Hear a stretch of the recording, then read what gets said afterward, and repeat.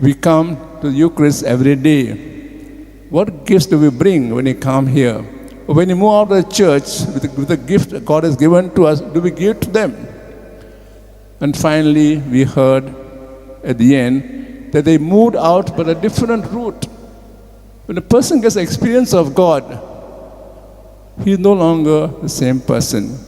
We see in the life of Ignatius Loyola, when he was recovering at the castle, he experienced God's love immensely. Then he was a changed person. He forgot the past and moved ahead.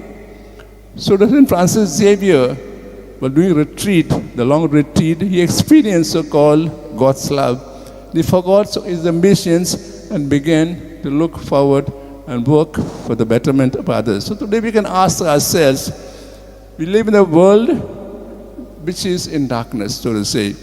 There's so much of loneliness, corruption, injustice, broken marriages, infidelity.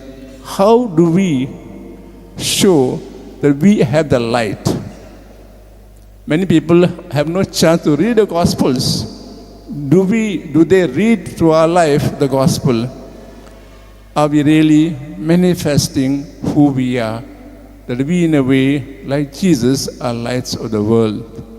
We ask God to give us the grace today to understand this feast better, so that when we move from this church, Basilica, or back home, we respond, we radiate, we manifest who we are, and show in our life, to our actions, and to move to our lives, that we are truly Christians, we are the light with us, and this light we want to share with others.